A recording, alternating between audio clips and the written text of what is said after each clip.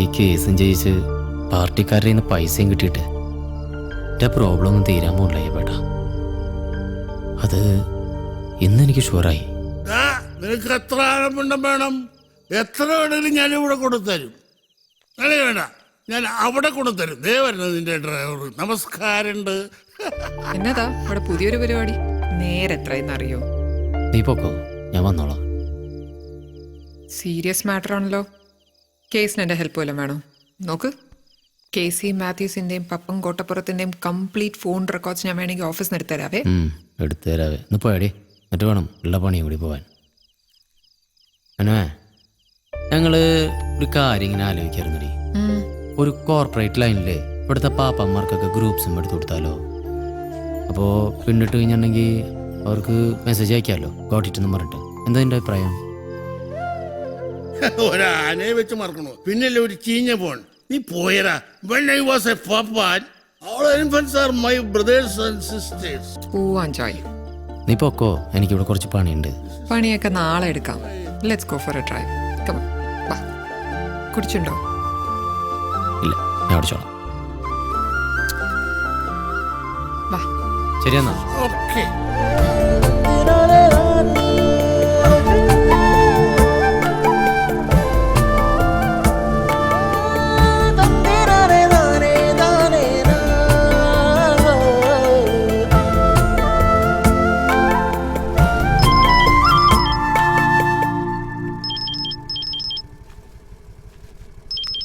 പിന്നെന്താ ഈ നേരത്ത്? ഹലോ റീനുവേ, എന്തുട്ടാ? എപ്പോ?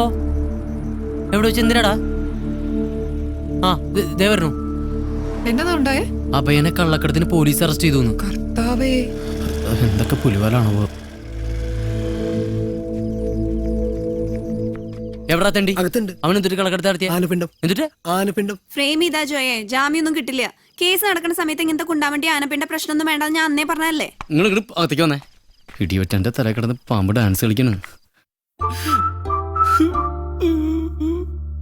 അല്ല, ഈ ആനപ്പിണ്ടെന്ന് പറയുന്നത് നിങ്ങക്ക് റോട്ടി കൂടെ അങ്ങോട്ടും കൂടെ തട്ടിക്കളിക്കല സാധനം വിചാരം? ഓണേഴ്സിന്റെ അനുവാദം അല്ലാതെ ഒരു സാധനം കടത്തണതിനാണ് ഞങ്ങൾ പോലീസുകാർ കള്ളക്കടത്ത് എന്ന് പറയുന്നത്. വണ്ടിയിലുള്ള ആനപ്പിണ്ട് എടുക്കാൻ റെസ്പെക്റ്റീവ് ആന മുതലാളിമാരുടെ പെർമിഷൻ ഉണ്ടോ നിങ്ങക്ക്? മുതലാളി, എന്നെ രക്ഷിക്കും മുതലാളി. കുറച്ച് കഴിയട്ടെ. പോരാണ്ട് എൻവയറൺമെന്റ് ബോർഡിന്റെ കംപ്ലൈന്റ് വേറെയും.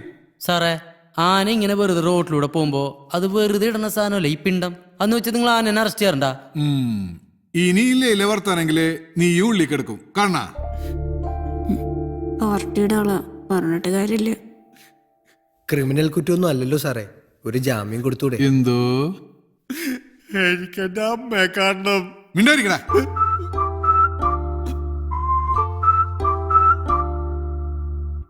പാർട്ടിന്ന് നേരിട്ട് വിളിച്ചു പറഞ്ഞ കേസാ.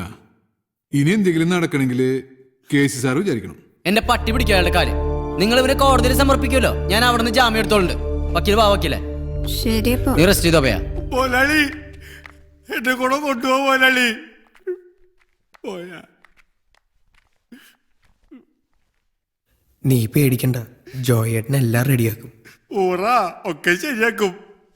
നിങ്ങളുടെ കൂടെ കൂടിയ പിന്നെ എന്റെ ജീവിതം ആന ചവിട്ടിക്കുട്ടി ആനപ്പിണ്ട മരിച്ചോ. എനിക്ക് എന്റെ അമ്മയെ കാണണം. അമ്മേനെ ഞാൻ ഇവിടെ കൊണ്ടുവന്ന് കാണിച്ചാ മതിയാ? ചക്ക സ്ഥലം കലയൊക്കെ നോക്കടാ. ചെല്ലേ. അയ്യോ, ദേ പോണു.